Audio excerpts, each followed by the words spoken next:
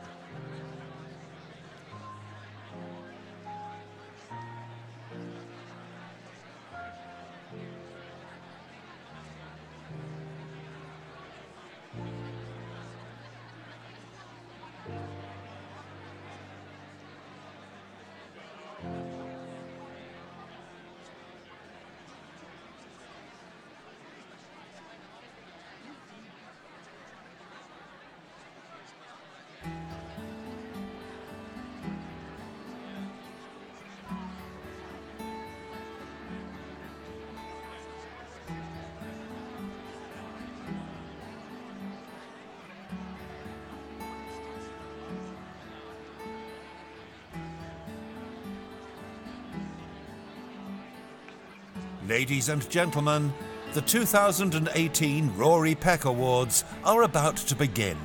Please take your seats.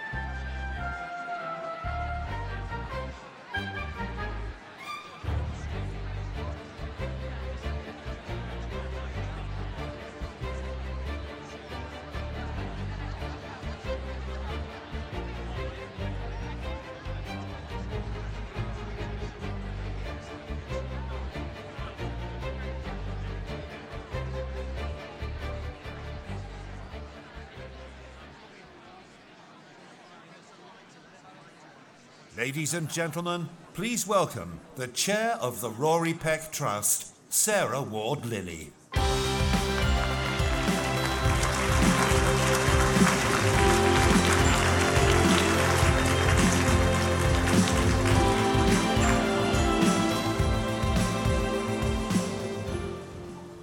Good evening, everyone, and a very, very warm welcome to the 2018 Rory Peck Awards. It feels really good, I hope you agree, to be back at the BFI. These awards are always special.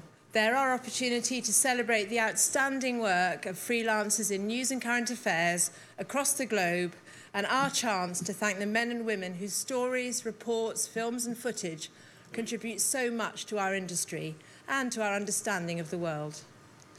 But this year is also special for another reason, because after 21 years, and I'm going to get emotional, the amazing Tina Carr has stepped down as the Rory Peck's director. Tina has transformed these awards and the Rory Peck Trust itself during these 21 years. We're hugely grateful to her for her personal commitment to freelancers, her tireless fundraising for the Trust, and for her charm and her amazing energy. We wish her the very, very best for the future. Thank you, Tina. I know she's over there.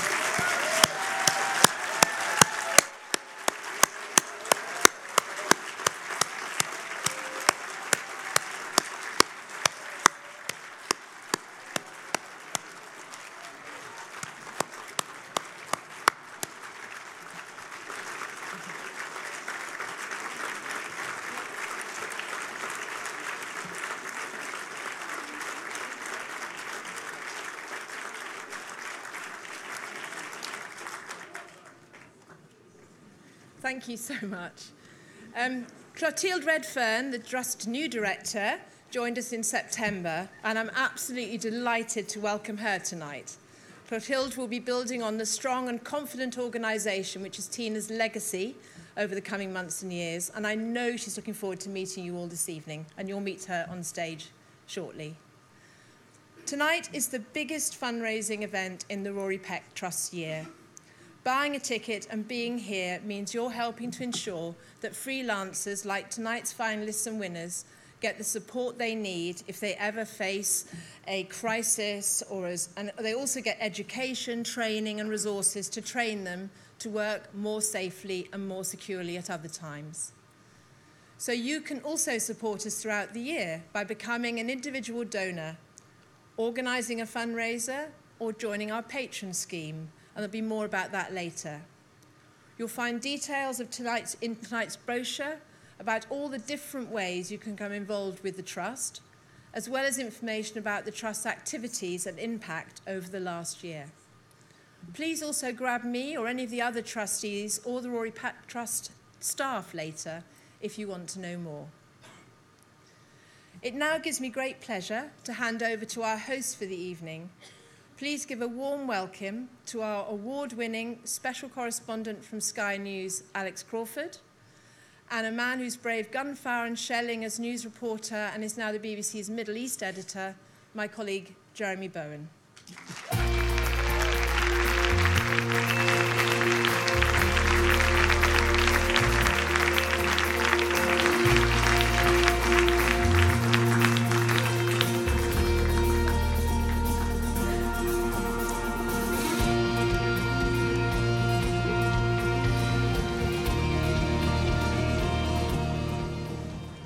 Thank you, Sarah. Once again, a very warm welcome to the 2018 Rory Peck Awards. Thank you all for joining us at London's BFI on the Southbank, and welcome also to everyone watching via our live stream on YouTube and Facebook. We are delighted that you can join us wherever you are in the world via your laptops and mobiles. If you want to mention anything from tonight's awards on Twitter, please do so using the hashtag Rory Peck Awards. I know that many of you may well be on call, ready to cover a breaking news story, but can I ask that you all put your phones on silent, please, just so that we can appreciate the work of the finalists that we're about to see. Thank you. We're here tonight to celebrate the work of freelancers in news and current affairs, the independent video journalists, filmmakers and DOPs who work behind the camera, often in very challenging circumstances, and without the organisational support, backup, or resources that so many of us take for granted. Now, many of us here tonight work alongside freelancers, and I worked quite extensively with Rory Peck, after whom this trust is named.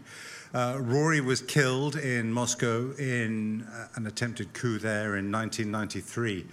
I was with him working for the BBC in Baghdad during the war in 1991. We had 2 visas, and it was me and Rory, and we went in there. And then we got 1 extra, which was Alan Little for radio, so there were 3 in total. Mustn't get that wrong. And Rory is a similar... He was the kind of guy who we had 2 pickups going into Baghdad. One of them had nice things like food and tapes, stuff like that on it. The other one was entirely full of petrol, because there was no petrol in Baghdad. And the difficulty was that the Americans were bombing the road from Jordan to Baghdad, so driving a portable bomb along the highway was probably not a good idea. And there was, we had a driver, Palestinian guy who was driving, and he was a little bit nervous about that. And it was typical of Rory that he actually got in the car with him and drove about 15 hours to Baghdad, you know, piloting this small bomb along the road without mishap. But he was a great guy. He was very, very enterprising. Once, he couldn't really edit, but on the... It wasn't compulsory back then. He took the pictures. And it was a very big story, actually. It was the Amaria shelter in which 300 or 400 people were killed. And he had just learned the night before to do some basic edits, and we put together this compilation, about half an hour's worth of rushes. And then we pressed eject. Nothing happened. He said, "What happens now, Jeremy?" I said, "Well, the technicians normally, they unscrew the top of the machine and they take it off." And he said, "OK, we'll do that then." So we unscrewed the top of the machine, and then we just saw more machine. He said, I said, "Look, there are more screws. Take out more screws." He lifted it off. The time we were already on the satellite. It was a massive story. Massive. I mean, not just the biggest of the day, one of the biggest of the whole war. And our tape was stuck in the machine. So I said, "Christ, I don't know what to do next." He said, "I've got a Swiss Army knife." And he opened up the scissor function on the Swiss Army knife. He put the tape, and those who don't remember tapes, there would be a cassette, and the tape would come out, and it would wind round all these knobs and things. And so Rory put his scissors from his Swiss Army knife down, snipped it, lifted out, and ran off to the feed point with 2 ends of the tape dangling. And luckily, at the feed point, they had some sellotape. And so we got the pictures of the Amaria massacre out to the world. And I worked with him the following year in Kabul when the Mujahideen took the city. And he told me that it was okay to go in the shell holes where the shell had landed, because by the laws of ballistics, it couldn't land there a second time. I never really believed him, but I always followed him.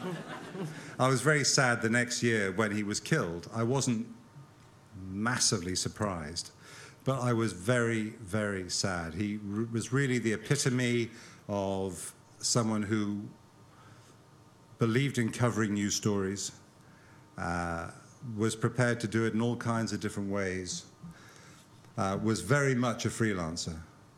And, and I still miss him. And it was enormously sad. And I'm very happy that it's 25 years since he was killed, that his name lives on in this. How about that? Look at that, Rory Peck Awards.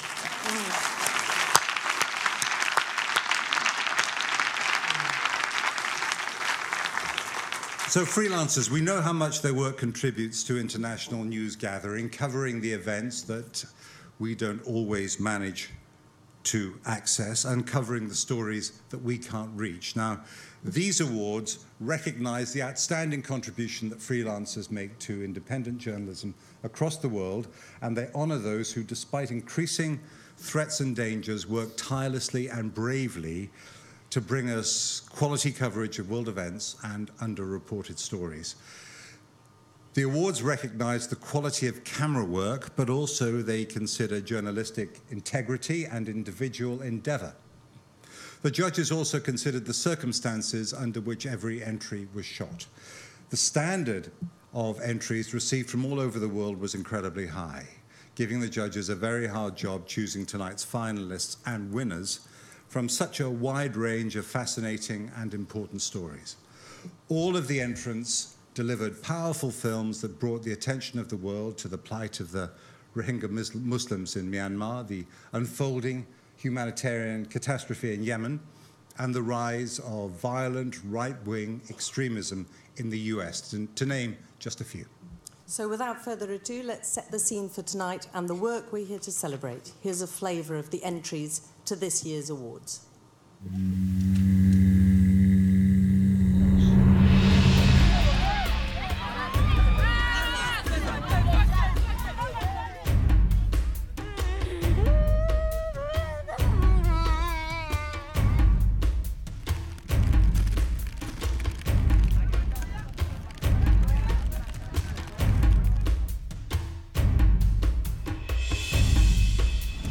I'm in Iraq. I've come because of a woman called Shireen. She's 23 and was forced to be a sex slave for ISIS.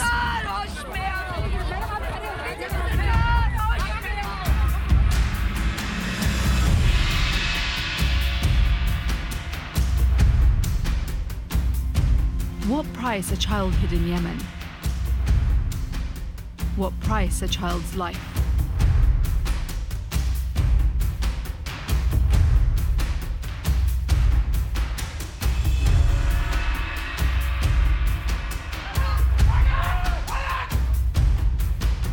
We're about to go speak with 2 ARSA members who were involved in the August 25 attacks.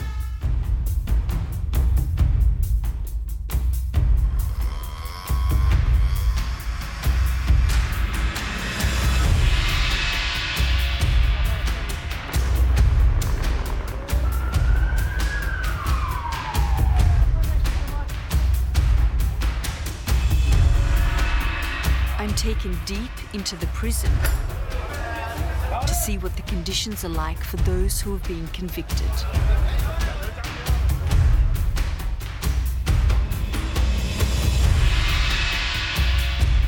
It's 6 a.m. and the city's forensic team are on the hunt.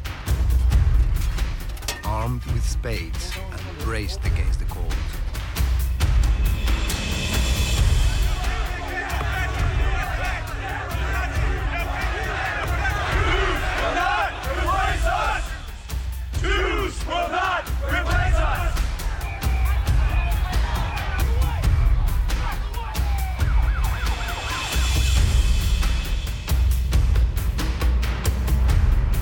I killed Mercedes and she's in hell. Some amazing images. That was just a glimpse.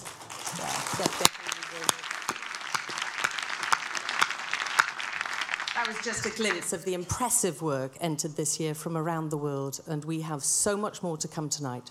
So now on to the awards. These awards not only celebrate the achievements of the winners, but also of all the finalists. Each one of them receives a certificate and a cash prize and will be invited onto the stage to say a few words. We have 3 finalists in each category. We'll see a clip from their work and hear what the judges, I should say, had to say before announcing the winner. So without further ado, let's get to the first award tonight, which is the Rory Peck Award for News, sponsored by Google. Our first finalist in this category is Al Emron Gajon, a freelance video journalist from Bangladesh. Since August 2017, hundreds of thousands of Rohingya Muslims have poured into Bangladesh from Rakhine province in Myanmar, fleeing persecution and violence. Gajon has covered their exodus since the very beginning, documenting their dangerous, exhausting journey for the Associated Press.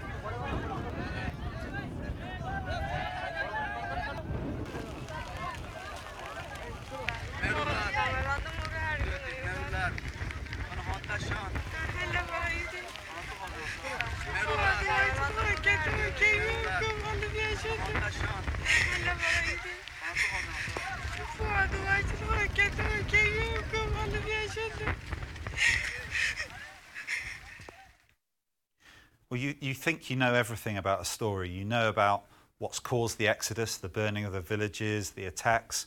You think you know everything about how they got somewhere on the boats. And you think you know everything about the refugee camps they're in. But then what struck me with this is you saw individual moments and you think, I had no idea they went through head-high water, or that they went through 3-foot deep mud, or that even getting off the boats was so hazardous. It just made me connect with those people, you know, seeing on their face the horrendous journey that they had to go through to flee what was happening in their home country. It's just that level of connection was just intense throughout, you know, the lens of the camera. I think the camera work does convey a sense of exodus. There's always movement. There's always people going past the camera. But even within this sense of movement, there's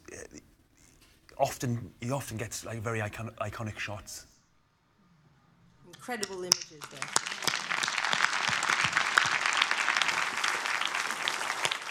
Our next news finalist is Syrian freelancer Humam Husari. Thank goodness he is here, after a bit of a difficult job getting here. Humam's reports for ITV News have documented the lives of ordinary citizens living under siege in eastern Ghouta near Damascus. These include a video diary shot on a camera phone, which shows what conditions were like for families driven into underground tunnels during heavy shelling in March this year.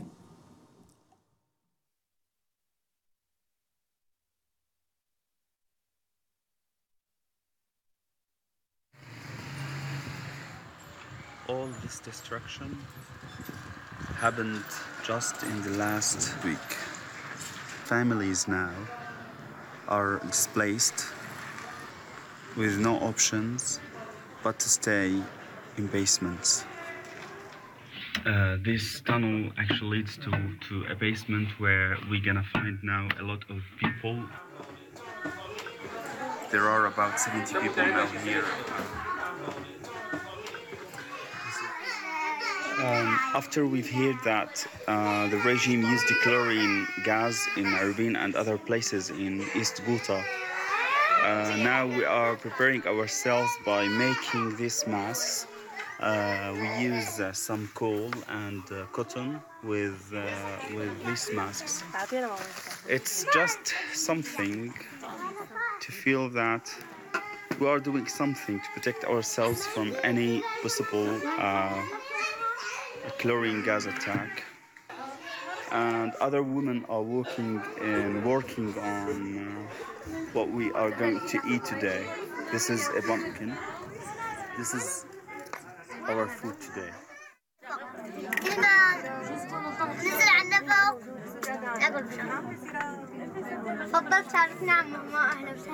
صلاح الدين نايم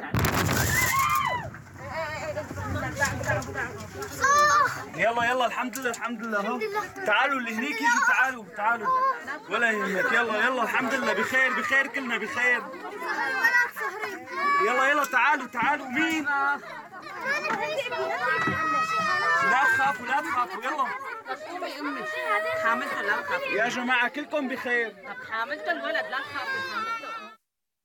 think it was a very brave piece of journalism. And the sequence in the tunnel where he took the viewer on this journey with people who are hiding in basements of these buildings, and he was there talking to them when an airstrike happened, and the aftermath of that, you know, the dust, the noise, the chaos, the voices in the dark that you can hear trying to keep everyone calm, calming down the children. It was very real. You see a lot of footage over the years of the Syria crisis of the aftermath of an airstrike, the pictures of a hospital, very harrowing, horrendous images. But actually, that moment that he captured actually took you there. You could feel what it was like to be in the midst of that chaos on film, which is incredibly rare, I think. That tunnel vision was just, you could feel the claustrophobia of it. You know, you could feel how, you know, they were living in those tiny spaces. And then that bomb moment, it was just incredible. You know, the footage of the sound and also the reaction from the families and the fact that they were safe and, you know, they were scrambling to count themselves and find out that, you know, they'd escaped the bomb attack was just incredible.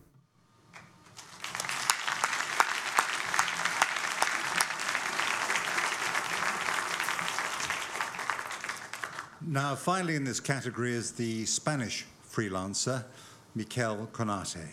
In July last year, Miquel joined a dramatic and complicated migrant rescue mission in the central Mediterranean Sea.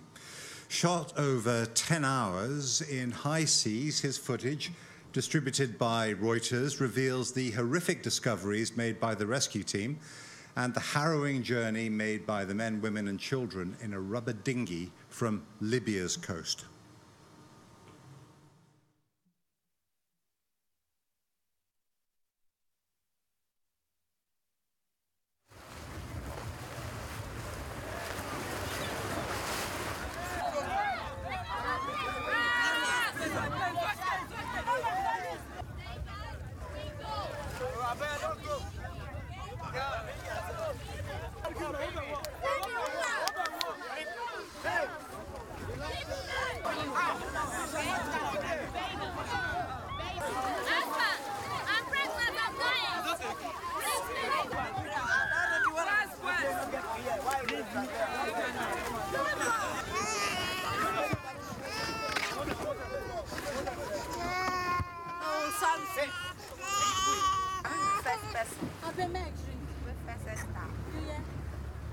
No water, no food.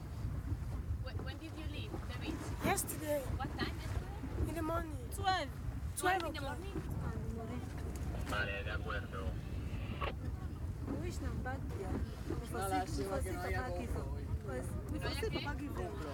There is 10 dead bodies inside the boat. 10 dead bodies? 3 jump inside the water. There remain 7 inside the boat.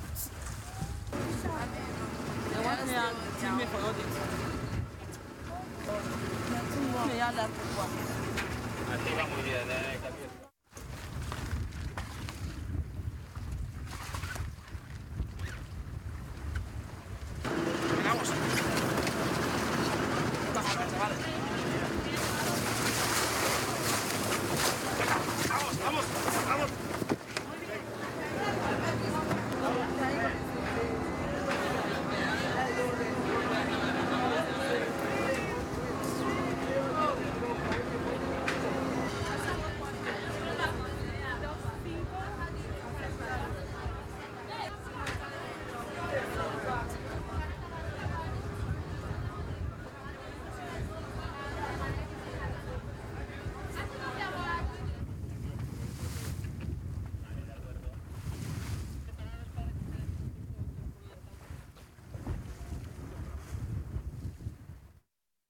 I mean, this was really an extraordinary piece. I mean, firstly, I think that this has been a long-running story, the migrant crisis in Europe.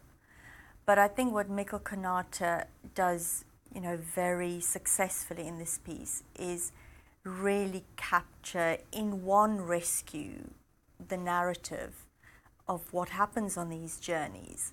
And what he shows us is not only a rescue, but gradually it is revealed that in the bottom of this boat where these people were rescued are the bodies of the people that didn't make it.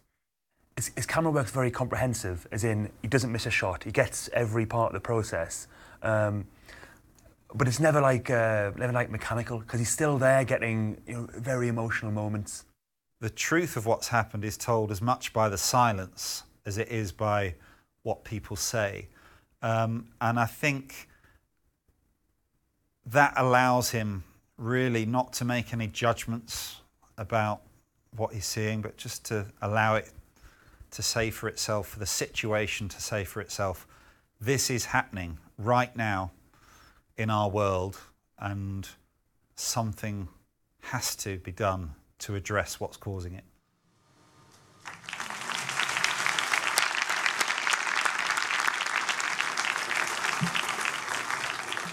Well, shocking, terrifying footage from all three finalists. Now to present the Rory Peck Award for News, please welcome to the stage the YouTube News strategic partner, Lynn Bousleiman.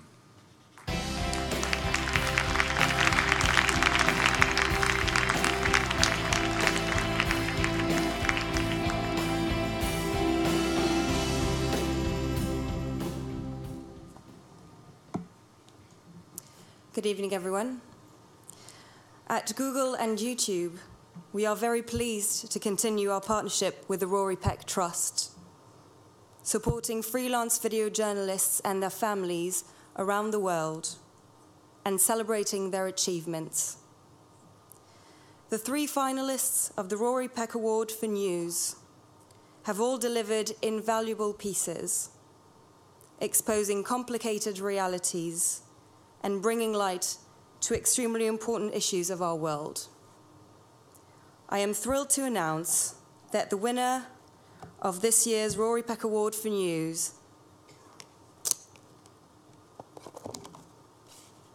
is Michel Konate.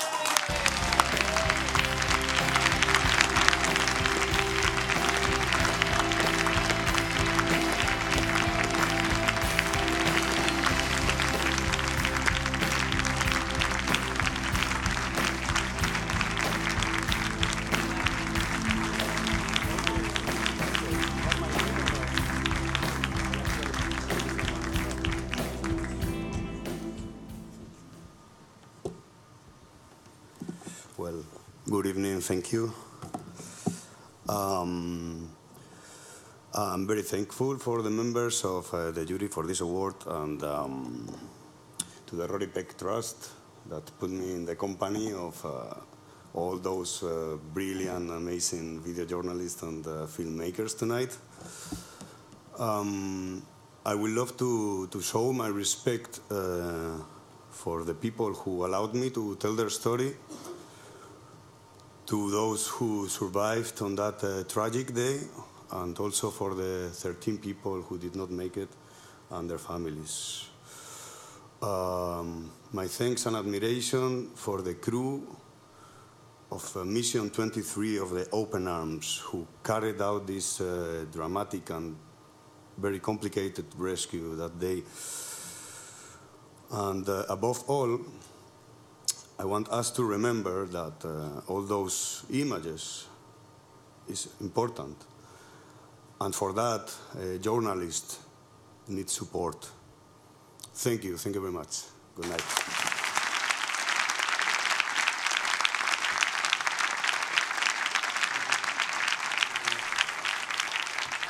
Well, congratulations, Mikel, and it's our tradition at the Rory Peck Awards.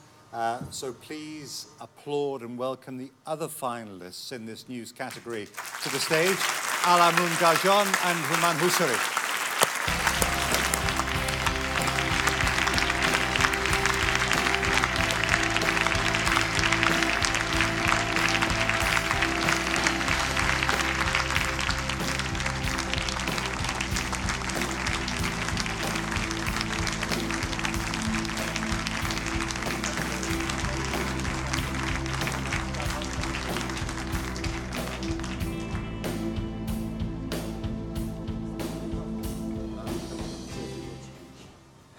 There is no word to describe how much I'm really happy to be a finalist for Rory Peck Awards.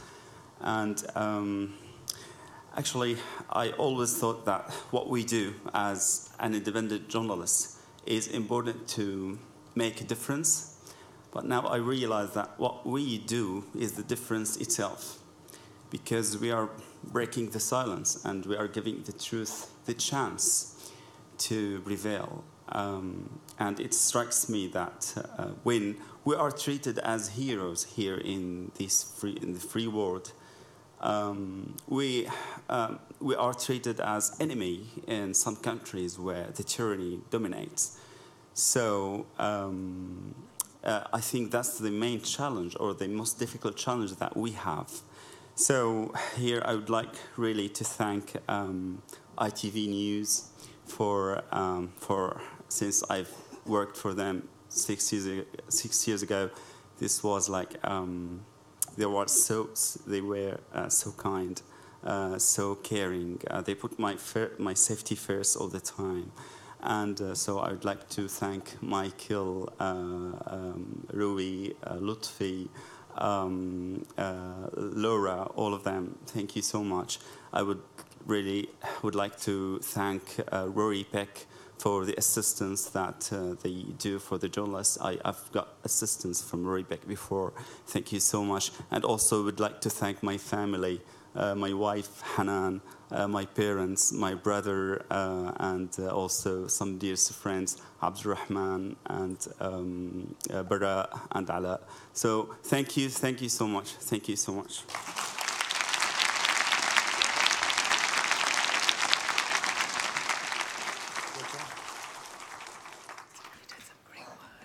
Thank you very much. Thank you. I'd like to thank the Rory Peck Trust Award Jury Board for choosing me as a finalist for this year's award. And I would also like to thank the Associated Press for providing me with the opportunity to cover the Rohingya crisis. AP to me is more a family, like family, and I will never be able to thank them enough, where all the members around here in AP helped me in all the way they could, day and night. And I feel what Rory Peck is doing in terms of recognizing the word of freelancer and promoting them is a tremendous thing. I am not aware of any of other platform which recognizes the work of freelancer on this scale. People often do not understand that the hurdles of the freelancer have to cross to get the stories across the world. We are driven by the passion to tell the stories and moved by the event we see on the ground. And I think we barely almost all the risks to undertake the difficult stories. And now the point is, I'm very happy with my work, found its way to AP and through them to the world. And the Rohingya crisis was an especially difficult issue to cover, given the most of the atrocities committed on them had taken place in Myanmar, which imposed a blanket media ban in Rakhine State. Every single person who came from there had a story to tell. And you had to empathize with them to be able to visualize it. And they still live in an uncertainty still now. Still running, I think it's still running in uncertainty. And this award, I hope, will also contribute in some way, at least. Thank you very much, ladies and gentlemen. for choosing me as a finalist.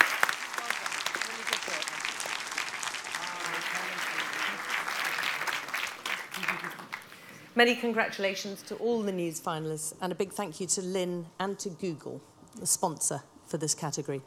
Now on to the... Yeah, well done, Google. Now on to the Rory Peck Award for News Features. This award recognises longer reports and films which look beyond the immediacy of a news story. Our first news features finalists are Orlando de Guzman and Zach Caldwell.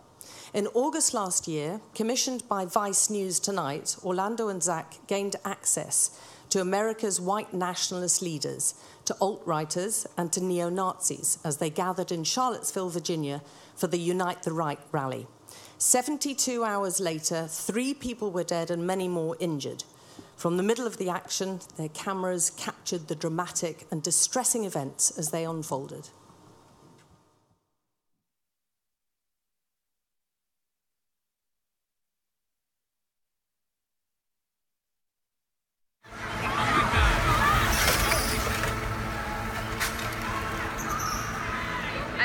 People are hurt, but there are people on the ground being treated by the medics. Were people running up the street screaming and crying. There's many people on the side injured too. It's a really horrific sound.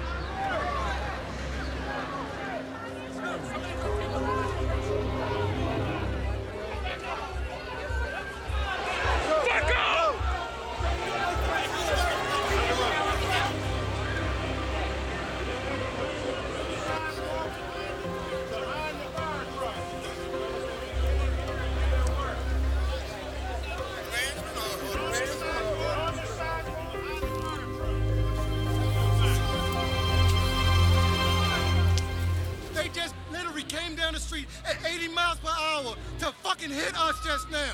There are people, bodies laying on the ground right now. We told city council we did not want them here. They let them come. We told the police we did not want them here. They let them come. I had to jump out of the way. I almost got hit by the car my fucking self. I seen bodies flying from getting hit by that car. I seen people in blood on the fucking ground. This is my town. We did not want the motherfuckers here. And now we got bodies on the ground and they're trying to revive somebody right now. The power in that film is that they're very close, very, very close to the people that they're filming. There was no flinching, there was no standing back. They were really, you got the feeling of immediacy, you could see they were very close up, and I think that was part of the impact of that film. It was very rare.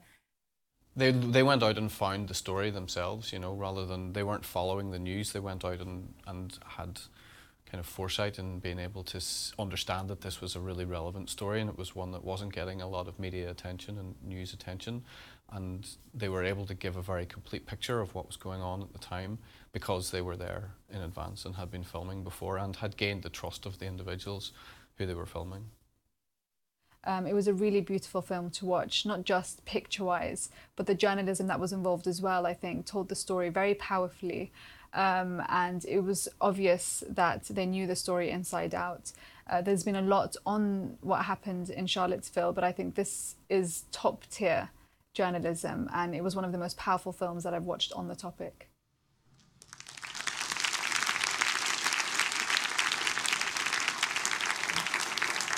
Next is finalist Rupa Gagaineni with her New York Times film, The Rebel Puppeteers of Sudan.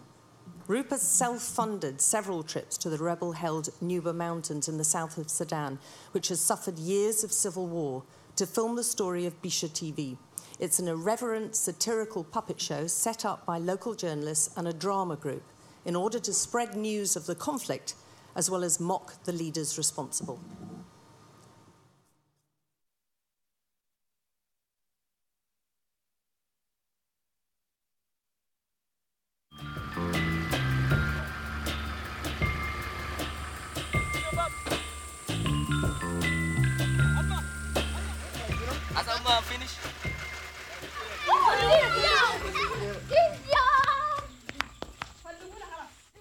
يعني دقت في كودة كتير ومش في كودة براوي يعني دخل الجنوب كردفان كله عام يعني انتنوف قاعد يدقوا الناس كتير كله جمع هنا هو بكورك زي السفارة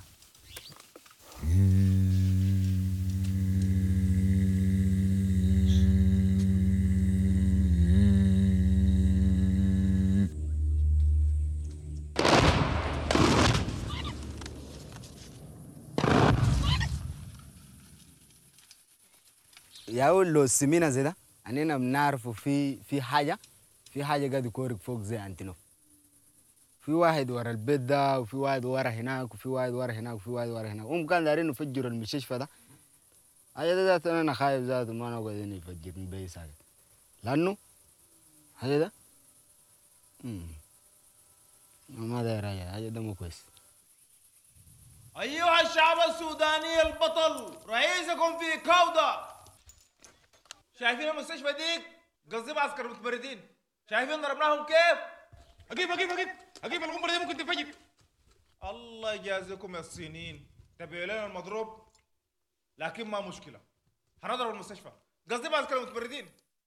This really did stand out. It was wonderfully original, so creative, powerful, and it made me laugh. I loved the fact that Rupa was working in really hard conditions. First of all, it's incredibly hard to get to the Nuba Mountains. Secondly, there were Antonov planes bombing, and she was taking shelter in foxholes while they were being bombed. That hardly features in the film. It's not about her. It's about the people on the ground, and it's their story, and it really gives them agency. And you get a sense of the community, and you get a sense of the land and its people. Brilliant.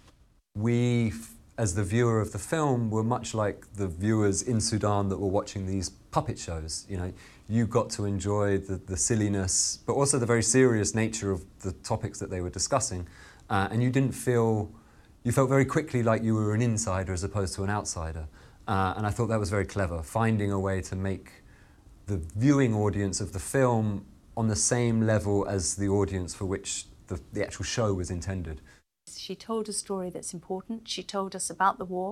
She told us about how people in the Sudan are dealing with it.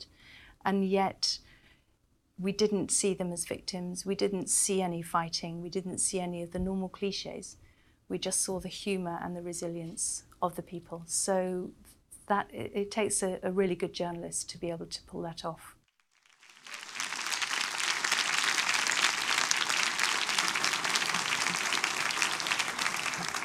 And finally, our third finalist is Javier Manzano in Iraq. The fight to retake the city of Mosul from ISIS became the biggest urban battle since the Second World War. In July last year, with Vice reporter Ben Anderson, Javier embedded with units of the Iraqi army, capturing the daily realities and the chaos of a war which took them from room to room, house to house, and street to street.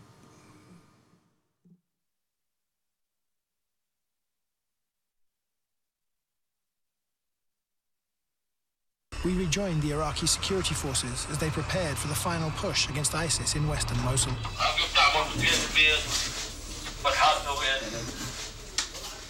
As they moved forwards, clearing one building at a time, terrified families fled, knowing they could be killed at any moment.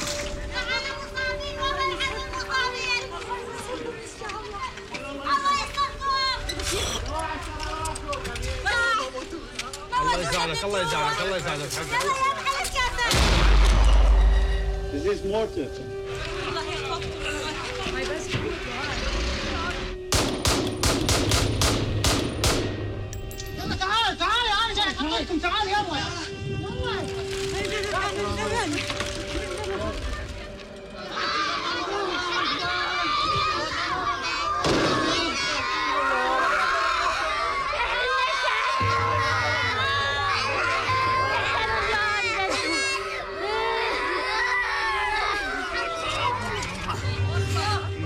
اختي ما جايبها 6 شهور 6 شهور. هاي معروفه اخوي بس شوف اريد موت بس. اخذها توصلوا خليه يروح. اساسا خليه ياخذ الطفل. خلينا نموت بس اخويا تفرق وانت مكسور عمر خلينا نروح سلام اخويا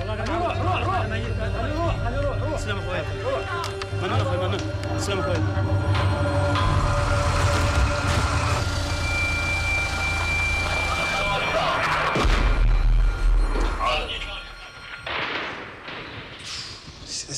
Shells like that are just landing sometimes every few minutes. And this is what clearing an area looks like. I mean, there's not a building that's not pretty much destroyed. There's not even a window or a door that isn't completely destroyed. It's a hugely difficult thing to operate a camera like that at the best of times, but being able to do it in such a hostile and difficult environment was really impressive. I thought the framing and the cinematography was really beautiful, and they captured some, moments of real human drama. Being a viewer in front of the screen, it was such a difficult watch. It was so hard to see the dangerous situation that they were in. It was so hard to watch the harrowing pictures of people as they ran out of the liberated areas. And then when you take a step back and think that there's someone behind the camera actually shooting these images, actually living through it as it's happening, and at the same time shoot it so beautifully and with such skill, I think that's what stood out to me about this film. I think his camera work was phenomenal under the circumstances, incredibly hard circumstances. So not only is it frontline and he's getting shot at, but we mustn't forget it is hot out there and he's wearing a vest. And to be able to work in those conditions, hold the camera up and to follow the presenter and to follow what's happening around him as everything is going off was really amazing. I was very impressed. To announce the winner of this category, we've just seen her on film. Please welcome the chair of the 2018 judges, distinguished foreign correspondent, documentary producer and author, Ramita Navai.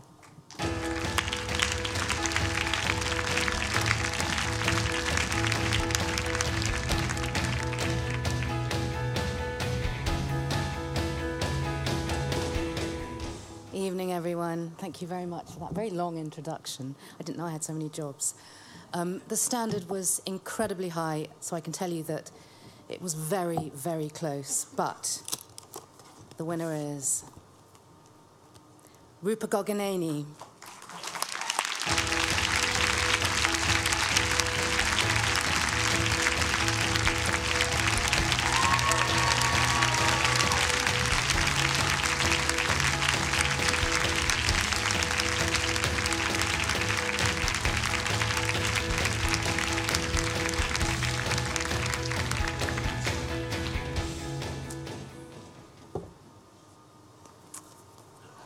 Thank you to the judges, and congratulations to all my fellow finalists. It's such a privilege to be nominated alongside of you, and especially to Orlando and to Zach and to Javier. I mean, their work is so incredible.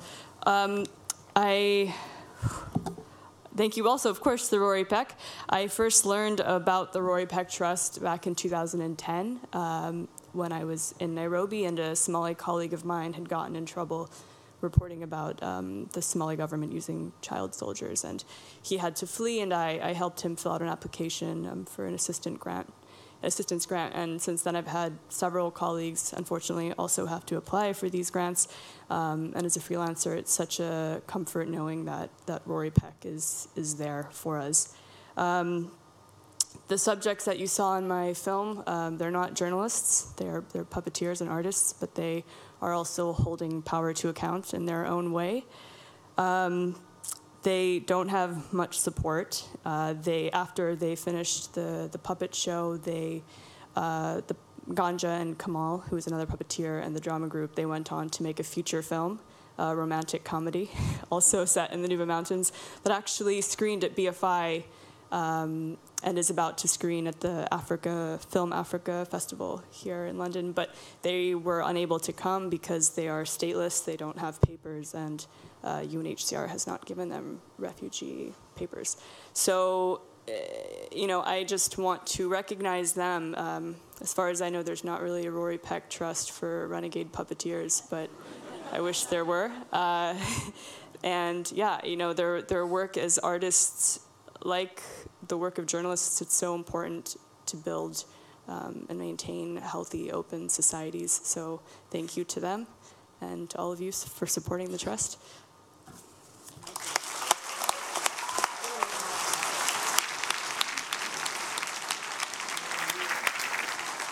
Well, thank you, Rupa, for a really innovative, amazing story. Well done. Don't forget your award, for goodness sake. Got to have something to put on the mantelpiece when you go home. Now, let's have more applause, please. Welcome to the stage our other finalists, Orlando de Guzman, Zach Caldwell, and Javier Manzano.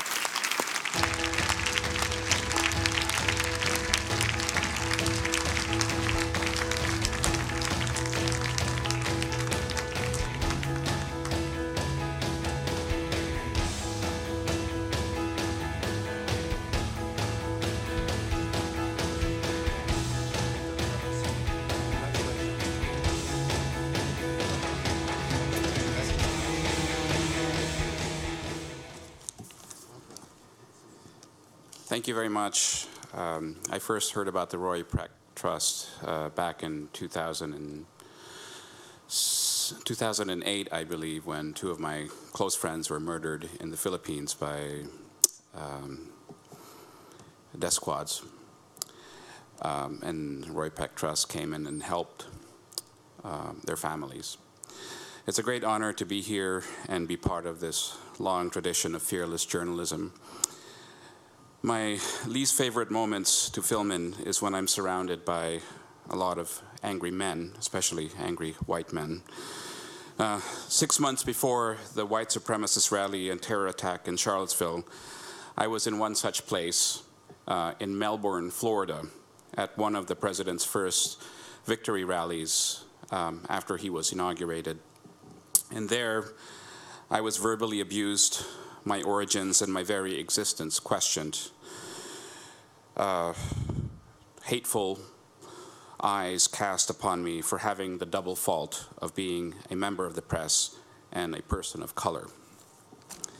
Since then, I've witnessed a rising tide of hate in the men like Cesar Sayok, the Trump fan and serial mail bomber, whose face I actually filmed that day at the Florida rally. But before they attack the powerful, they attack the most vulnerable. They deny our humanity. So I do the work that I do because, for me, it is a matter of survival.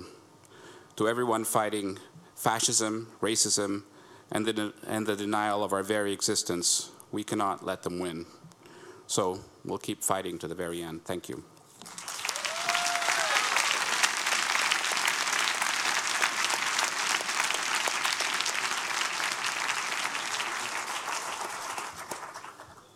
It's amazing the type of work we do and how utterly terrifying it is to be up here, but bear with me. I'm obviously honored for this nomination, and I'm very thankful to the judges for their kind words, and to the sponsors, and obviously to the Rory Peck Trust, who's been our angel on our shoulders for so many years with training and support so we can do our job just a little bit safer. A year and a half ago, Vice, HBO, and Ben Anderson trusted me to join them on this trip into Western Mosul. And during that time, because of the heat, most of my equipment failed. My audio was terrible, and Kelly Kendrick managed to beautifully edit this film, along with a good friend of mine, Mikhail Galustov, and his beautiful footage from the opening sequence. And during the weeks in Iraq, we had the opportunity to talk to a lot of Iraqis who had the grace and the courage to talk to us under the worst days of their lives. And we really appreciate their testimony. One of this brave Iraqi was Omar Garib. He was our local producer and translator. And like many other foreign correspondents, we go to these countries, we employ a lot of local translators and producers. But when we leave, they stay. That's where they live. It's their home. So they have to deal with a lot of the consequences and the fallout of our reporting at times. And such is the case of a good friend of mine, Mohammed Rasul, who in 2015 in August was arrested under terrorism charges while on assignment with two British colleagues for Vice HBO and, for Vice News in southeastern Turkey,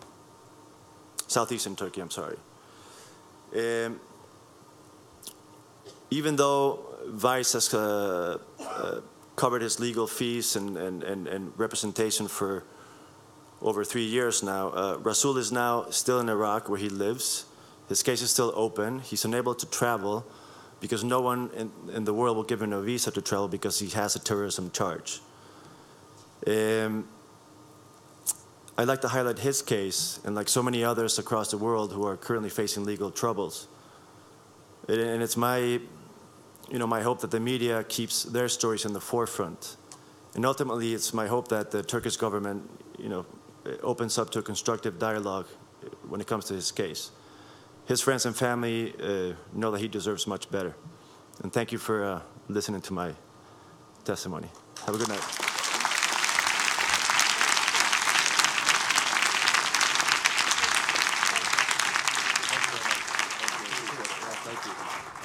Thank you so much.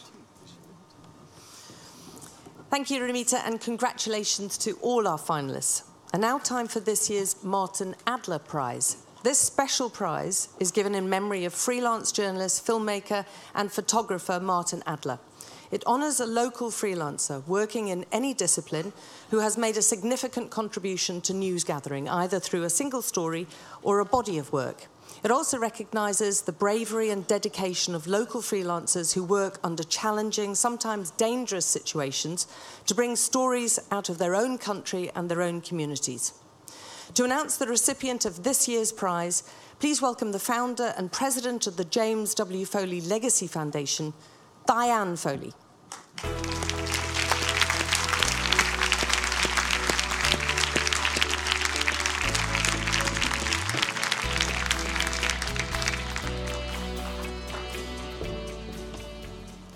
Good evening, everyone. It is such an honor to be here and to be a bit of a part of this courageous legacy of the Rory Peck Trust that's helped so many freelancers, including our son, Jim. Jim was an American journalist who was working in the Syrian as a conflict journalist in Syria when he was kidnapped in 2012 and subsequently killed in 2014 by ISIS.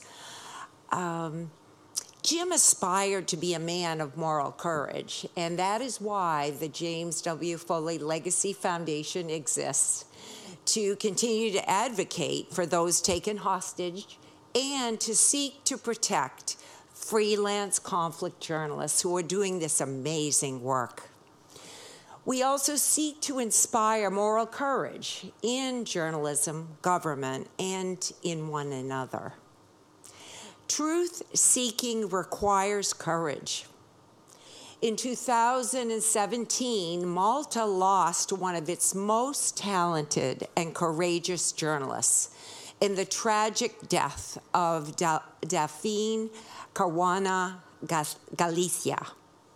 Therefore, it gives me great pleasure to announce that this year's Martin Adler Prize is awarded to Daphne.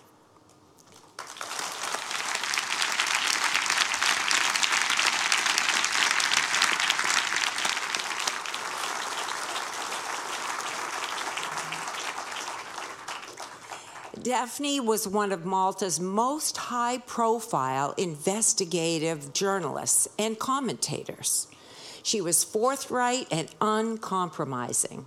She reported single-handedly on corruption and politics in her country, determined to expose abuse at the highest levels of power. Despite ongoing threats, attacks, and lawsuits which tried to silence her. She was just 53 years old when she was killed by a car bomb near her home in Malta on the 16th of October in 2017. Daphne's stories included migration, human rights, racism, and the rise of extremist groups, and the connections between power networks, election interference, institutional failure, money laundering, and the sale of Maltese passports. However, her most significant investigation stemmed from the Panama Papers. documents leaked from the archives of the offshore law firm of Mossack Fonseca. Daphne becomes the first posthumous recipient of the Martin Adler Prize in honor of her outstanding body of work as a freelance journalist and in recognition of her extraordinary dedication and courage working under the most challenging and difficult of circumstances. I am delighted that her talented son, a journalist also, Matthew Caruana Galicia, is here tonight to receive this prize on his mother's behalf.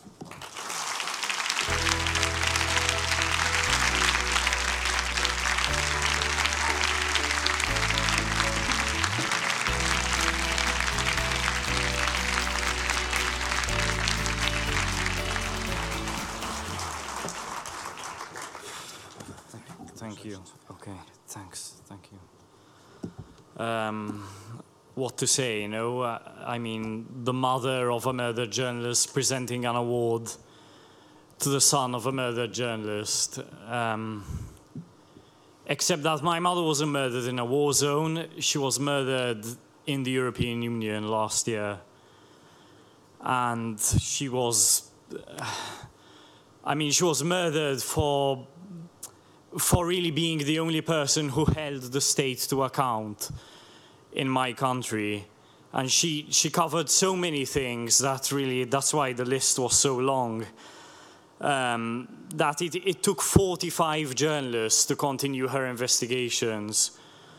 So I really want to thank the journalists from Le Monde, Süddeutsche Zeitung, The Guardian, Thomson Reuters, who, among many others, who joined together to continue my mother's work. But I also feel I have to say that it kind of hurts me a little that to hear Diane saying what she said, because it seems that things have gotten worse within Europe itself, or within the world itself, which is why journalists are being murdered within Europe today. I really think that we need to do more. I'm not really sure what exactly. Continuing the work of investigative journalists who are murdered is necessary. But clearly, our institutions are failing us, our governments are failing us. The businesses that we use every day are failing us too. And I think that there's too much weight on our shoulders as journalists. There are people within our societies who are just not doing enough. I don't want to single Google out, but a company with that much money and that much power really has the ability to stop all of this from one day to the next. You can do that, really. Just don't leave us alone. You should be fighting evil together with us. Thank you, everyone, for being here.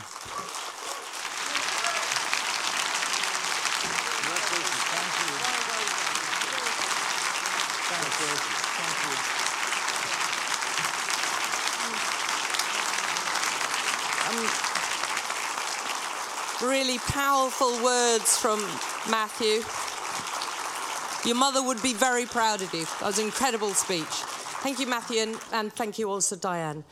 We've now come to our last award for the evening, the Sony Impact Award for Current Affairs. And first up is the Yemeni freelancer Mohammed Al-Maklafi. Mohammed has been covering the catastrophic events unfolding in Yemen since the conflict there began in 2015. For this film, shot in July 2017 for the BBC, Mohammed and reporter Nawal Al-Maghafi travelled the long, hazardous journey across country from the government-held West Coast to the Houthi-held Northwest, documenting what the UN is describing as the largest humanitarian crisis in the world. More than 8 million men, women and children facing famine and hundreds of thousands infected with cholera.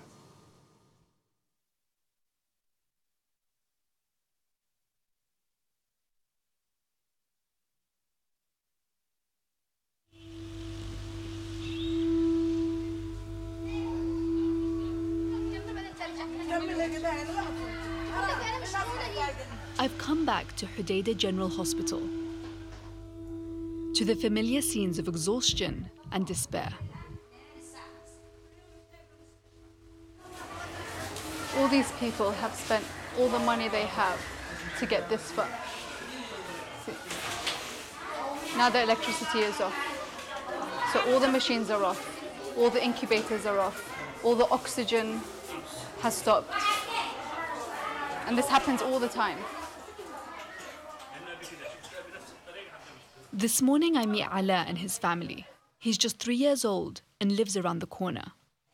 His dad works in the local factory.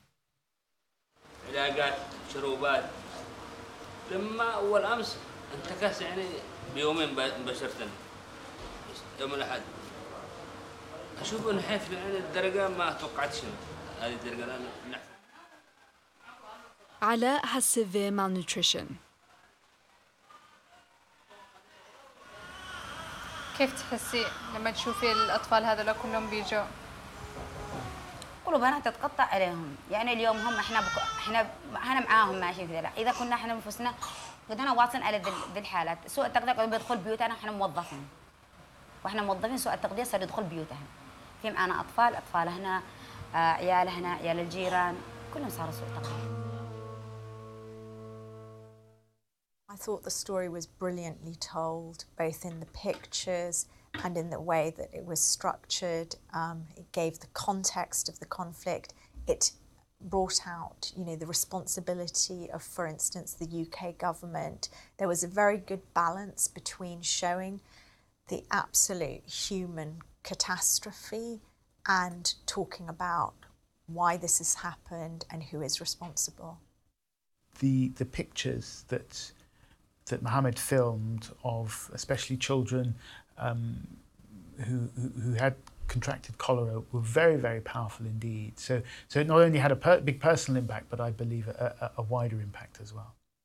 The thing that really stood out for me about Yemen was the extraordinary access and the fact that they went outside of where the NGOs and the government really was, to places where nobody else had been and reported, and brought us new news and pictures that were so important for telling that story.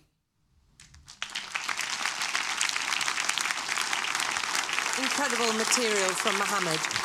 Our second finalist in this final category is Alexander Houghton and his film Venezuela Smuggling Dreams, which was filmed for Al Jazeera Witness. Venezuela's political and economic crisis has meant many of its citizens have taken desperate measures to survive. Alexander's film tells the story of Jan, a fisherman trapped in poverty on the East Coast, who sees an opportunity to provide for his young daughter and diabetic father by joining the contraband trade.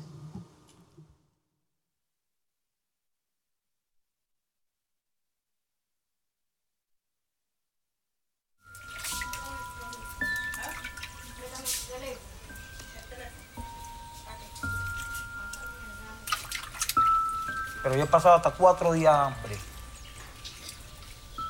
Uno lo aguanta que uno es grande, pero un hijo mío que me esté pidiendo comida y tú estés al lado mío y tengas real y yo no te conozca y tengo una pistola, te voy a matar porque te voy a quitar todo para darle la comida a mi hijo.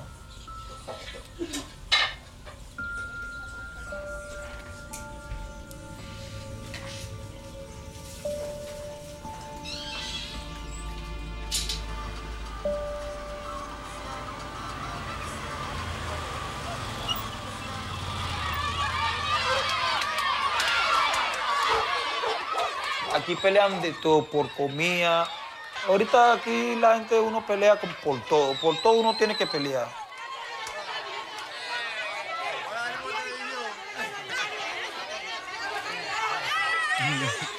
Igualito que en cola, haciendo cola para harina pan, para otras cosas así. Tienen pelea. Tú no puedes tocar a aquel porque si tú lo tocaste, entonces una pelea en la misma cola, en la misma rueda. Todo es pelea ahorita, todo se ve pelea. No es hablar, sino pelea.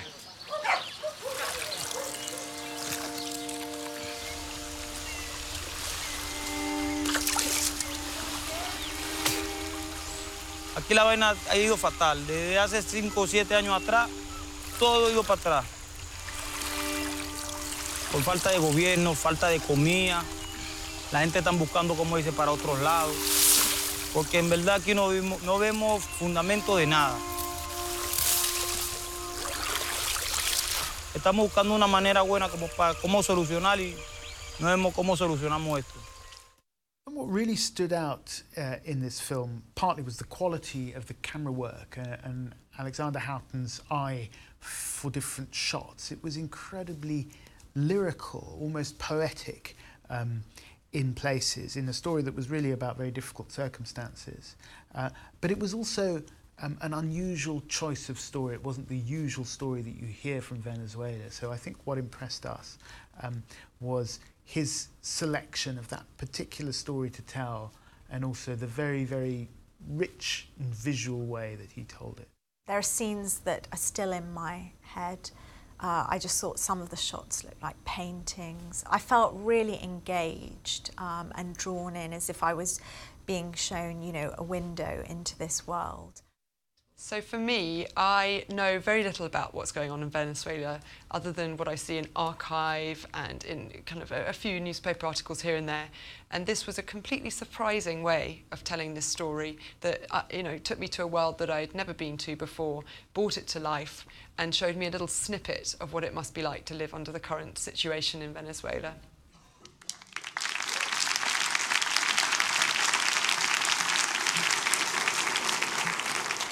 Our third and final finalists are Dia Khan and Darren Prindle with their film White Right, Meeting the Enemy for ITV's Exposure.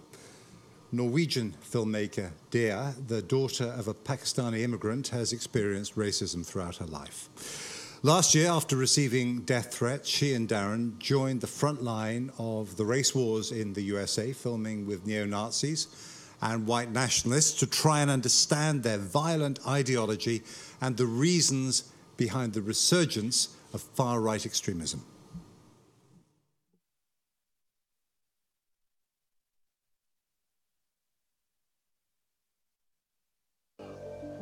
For the first time ever in my life, I am about to meet a neo-Nazi.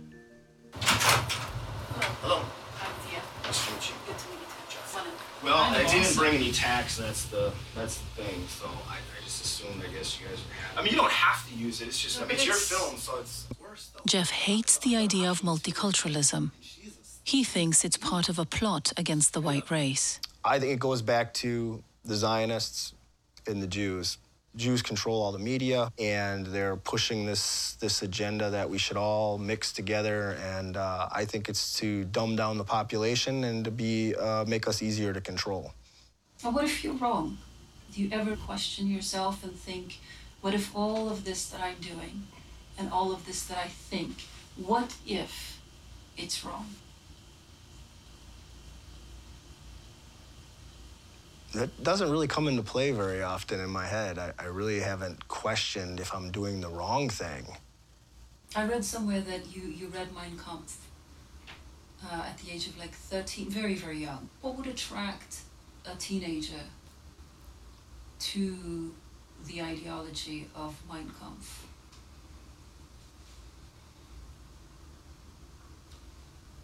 Do you remember, what kind of feelings you had?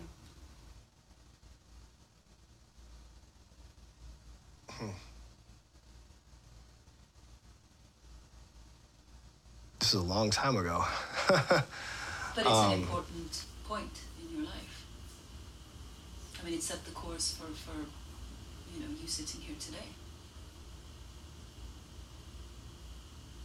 My mind is wandering right now. Like I think I'm kind of getting burnt out on the questions. She put herself into a slightly awkward and an extraordinary situation, which challenged both the subject and her and the viewer in a way. And she turned that awkwardness into something very interesting and revealing. I thought that Dia Khan and Darren Prindle's film was absolutely fascinating. The interviews with the white supremacists were just utterly gripping to watch. I thought that her approach in interviewing them was so, nuanced and empathetic. Dia Khan's own personality and her extraordinary interviewing technique in what must have been emotionally very difficult circumstances for her, really shone a light on these characters whom we generally don't know much about. And even though this topic has been covered quite a lot in recent years, I felt like this film really gave us an insight and got under the skin. She got under the skin of these characters in a way that nobody else has.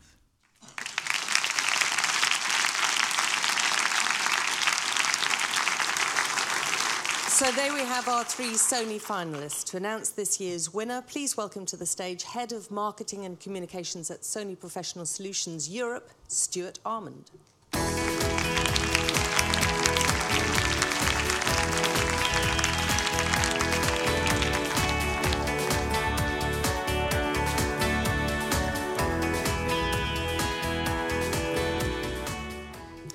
Thank you and good evening, everybody. It really is an honour to be here tonight.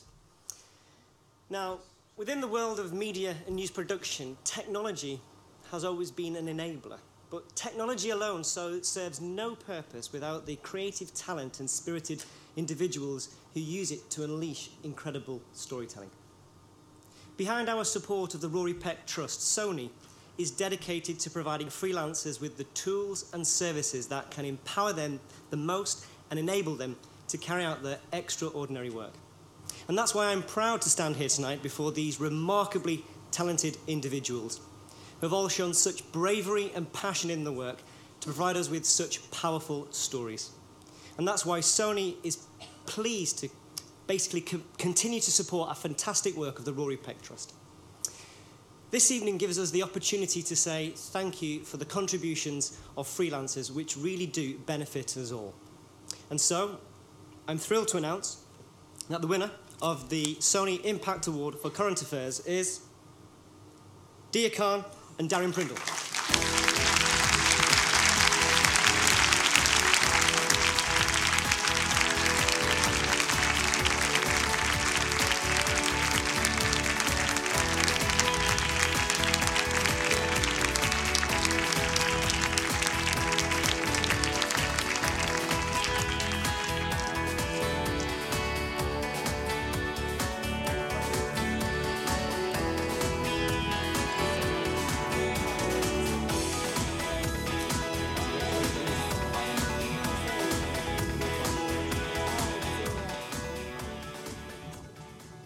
Wow, okay. Not particularly expecting this. Where are you, Darren? There you are. You got the nice thing. Okay. I'm going to take his time and my time to try and say something. Wow. Let me just say my thank yous first. Andrew Smith, thank you. Thank you. Tom Giles, ITV, for being a home for our films. Michael Jeremy, I think you're in here somewhere. Okay. Kevin Ligo as well. My goodness, I'm just honoured to be here. I'm honoured to even be considered and thought of in the company that we've been in. I have to say, being a woman of colour, being confronted with men like that was something that was really uncomfortable, was something really difficult, but also really life-changing in many ways for me. I never thought in a million years that I would be able to cultivate friendships with people that I dislike, people that I disagree with, people who I think it's fair to say hate their views. But somehow it was possible for us, after spending a lot of time with each other, to forge some sort of human connections with each other. So, wow, I can't believe we're standing here. Thank you so much. Also, I want to say, being a woman in the midst of all of this, Rupa, congratulations wherever you are. I think we're in a minority doing what we're doing as women. There you are. Congratulations.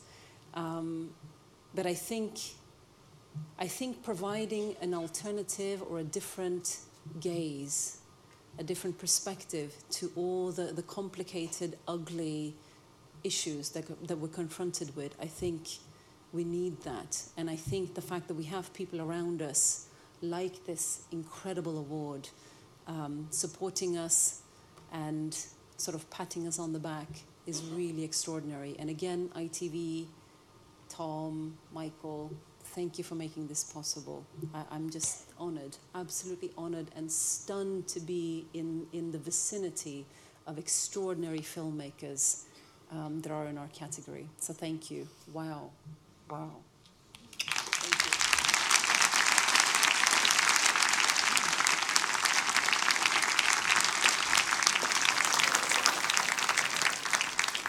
Well, it was a brilliant film, very powerful, and Dia and Darren, well done. Please applaud and welcome to the stage our other Sony finalists, Mohammed Al-Maklafi and Alexander Houghton.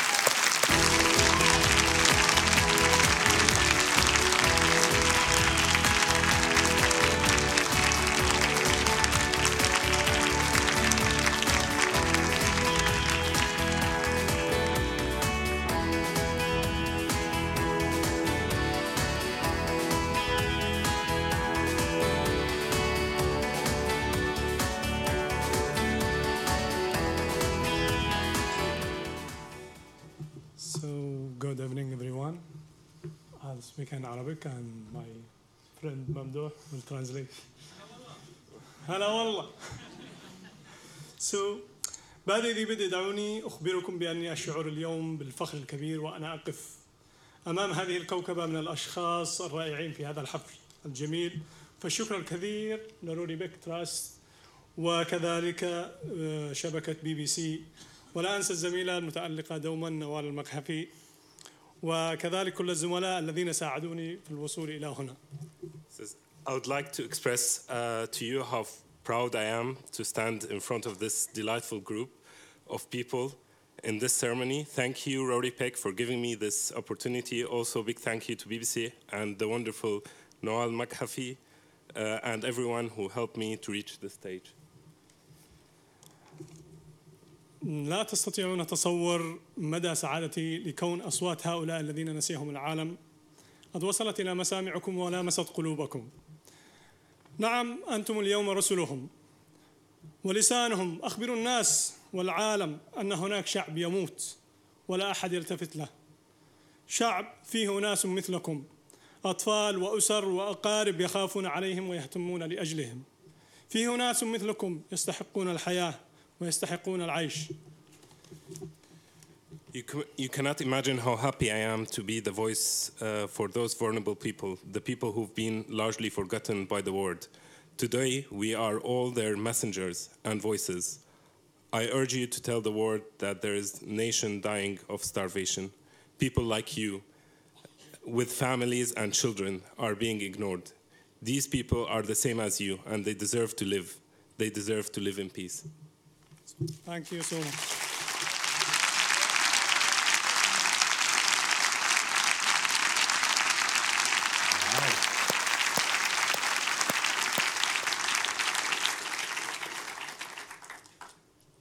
I wish I could read something on the board. No, thank you so much. Thank you so much for the judges for saying that my work looked painterly, that all those years of art school to good use. I first heard of the Rory Peck Award when I applied for the Rory Peck Hostile Environment course. Got me a job at the London riots. That was a fun one. The story really about Venezuela is close to home. I live in Lima, and Venezuelans are coming every day. There's a sea of Venezuelans arriving. But rarely is the story being told outside of Caracas. That's what we were trying to do. And it's still very much felt. I was speaking to the journalist who helped us cover this story, Nairobi Rodriguez. This really goes out to you.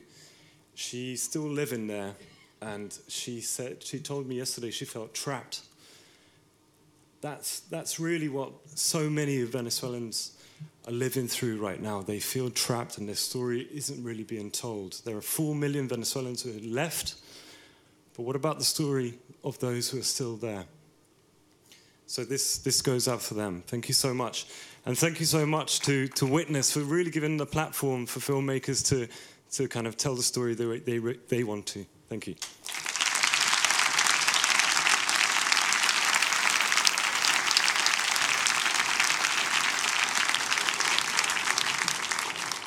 Well, thank you, Mohammed and Alexander, and thank you, Stuart and Sony. That is the end of the awards part of the evening. So many congratulations again to all our winners and finalists, and thank you to our judges and our partners, the Associated Press, CNN, Google, and Sony. Without them, none of this would be possible. It's now my pleasure to hand over to the director of the Rory Peck Trust, Clotilde Redfern.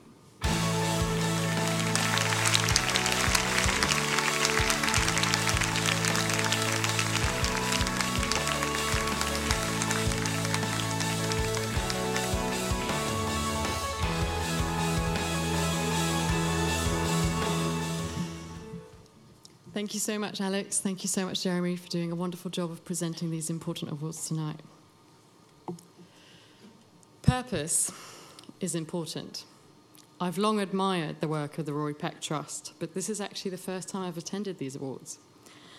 So I'm feeling incredibly humbled, but also really inspired by the deep sense of purpose driving each and every one of the freelancers whose work we saw showcased here tonight. What I thought I'd do is tell you a little bit about my purpose, what attracted me to the Rory Peck Trust, something you might not know about the work that we do with partners abroad, how you can support our work, and introduce you to our wonderful patron, Lord Black of Brentwood. Over the years, I've realised that my sense of purpose comes through strengthening communities to work more harmoniously to make the world a better place. It's become clear gradually through having children and getting more involved in my local community via their primary school, and then also in my previous role, supporting a community of video journalists, emerging young journalists trying to break into this industry. What attracted me to the Rory Peck Trust is its purpose to strengthen the community of freelance journalists worldwide.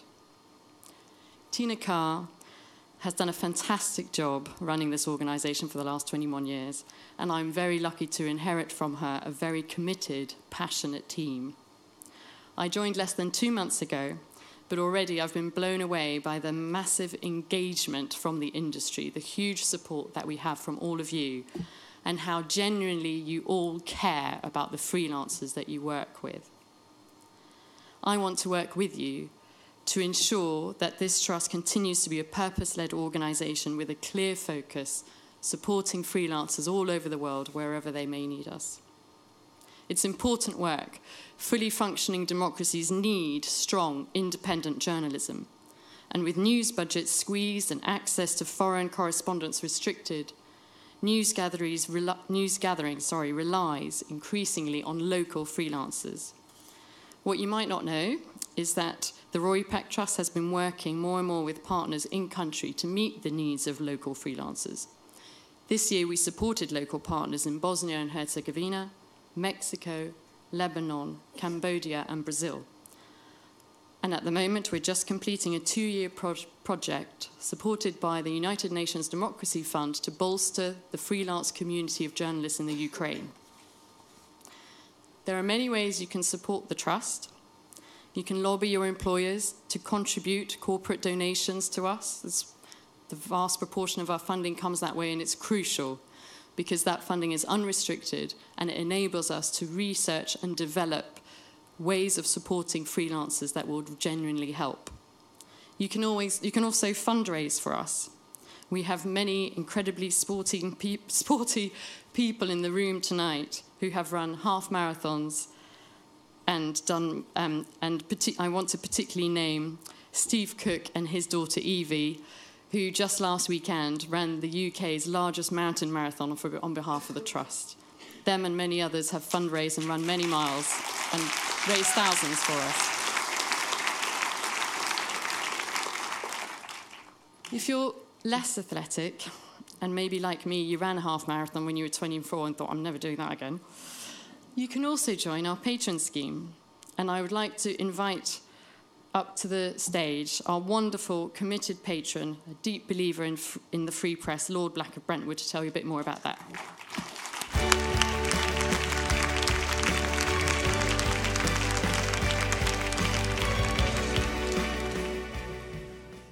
Thank you so much, Clotilde, for that very kind introduction. And I'm sure on behalf of everyone here, can I thank you and the team for producing such a remarkable and special evening. I think it does. Yeah, I think that's absolutely right. It's a huge privilege to be patron of the Rory Peck Trust because it's an organisation which makes such an enormous difference to the lives of so many people.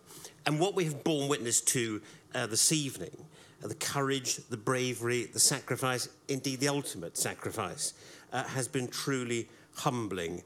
But there's another reason why the work of the Rory Peck Trust is so very important, and that is, in my view, because of its crucial role in maintaining media freedom and the flow of accurate, vital information.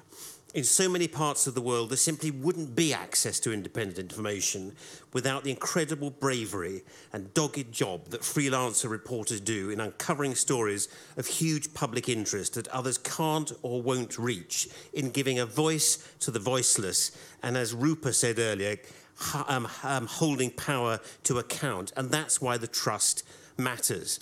I've spent the best part of the last 20 years in different roles in seeking to defend and enhance press and media freedom. And let me just tell you very briefly why it's so important to me and why I'm so pleased to be part of all this. It was 77 years ago that Franklin Roosevelt outlined his 4 fundamental freedoms at one of the darkest points in the Second World War. Freedoms that he said ought to be enjoyed by everyone, everywhere in the world. And it was no coincidence that the very first of those freedoms was freedom of speech, because it's the most fundamental human right of all and the one on which all our other rights and freedoms depend. You can't have independence of the judiciary, the right to worship, freedom of assembly, the right to personal privacy, unless there is a free press to act as the custodian of it all. And that's why we must fight on.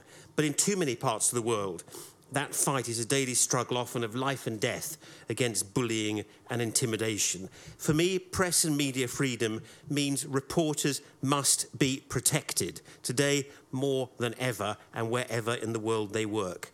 For 23 years, as you've heard, the Rory Peck Trust has been dedicated to the support of freelance journalists of all disciplines, and its reach, phenomenally, is global. It supports those working behind a video camera, as well as those working behind their laptop, their radio microphone, their iPhone, and stills camera, and bringing the world the news it needs to hear.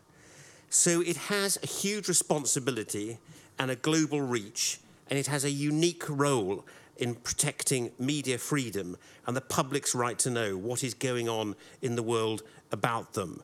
And as Javier Manzano said earlier in a phrase I thought was absolutely right, it is the angel on the shoulders of freelancers everywhere in the world. But in the end, at the end of the day, it is a small organisation, and that has consequences.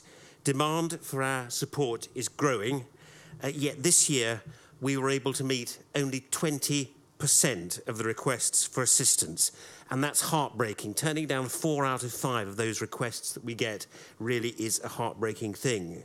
So to keep up the fight, to continue to protect some incredibly vulnerable people, we need more resources and we need more long-term funding. And that's why, as Clotilde said, we are launching a new patron scheme established to do precisely that. And as its first patron, I'm deeply proud to support and champion this initiative. If, and I know you all do, you, like me, care passionately about press and media freedom, if you want the trust to do more to help those in desperate need of support, if you want to make sure the public continues to hear the news that so many want to stifle, then please, please consider becoming a patron too, because you'll be supporting an effective, trusted, efficient organisation of extraordinary reputation that always punches above its weight and whose work reverberates around the globe. And if you still need convincing after that, here's a little film to tell you more. I've worked with many talented freelancers over the years, so it is a great pleasure to be here supporting the work of the Rory Peck Trust, the only organization in the world providing dedicated support to freelance journalists and their families. Such a great honor for me just to be here. Rory Peck is a name that stands for bravery and dedication around the world. I love to be an independent filmmaker because I do the stories I want, and I think passion is what really moves us. But thanks to Rory Peck, I think we have the tools to be more professional and more self-conscious. The importance of the journalism should never be forgotten, since it's the only way that we can reach the truth. Our work is important and we should continue doing it. It's an increasingly dangerous world, in particular for freelance journalists who are the most vulnerable. So, as an organisation, we're constantly having to adapt to the evolving challenges that freelancers are facing on the ground. They knew that we were press, and they approached to us and started asking us, who do you work for? And of course, it was at gunpoint, and they just took everything we had.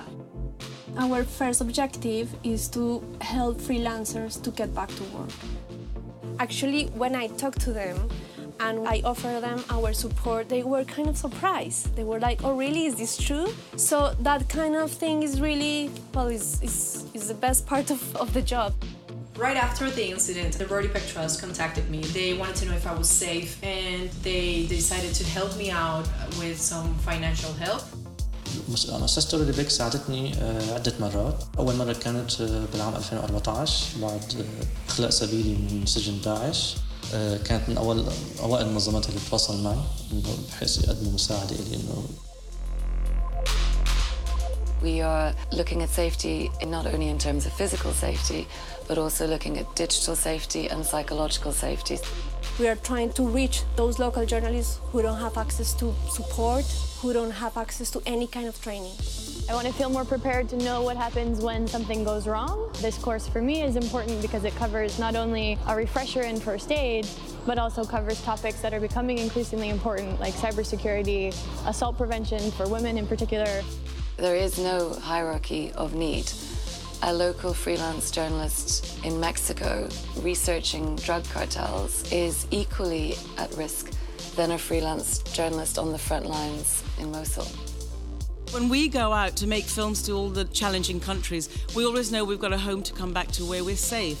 But for most of the journalists that the Rory Peck Trust supports don't have that kind of privilege or safety. So the Rory Peck Trust needs to be congratulated for the work they do.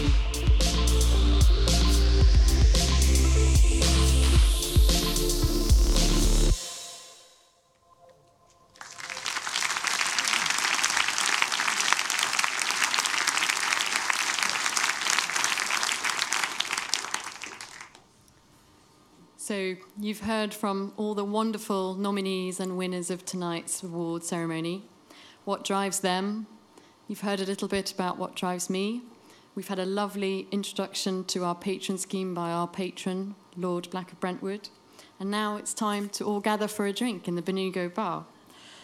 So you can meet the wonderful talent, many of whom have travelled very far to be with us tonight. There's one last thing I'd like to request. I'm new to the world of news, so do come and talk to me. I'd love to know what your purpose is, how you engage with the Trust, and what you think we could do better or differently. Thank you.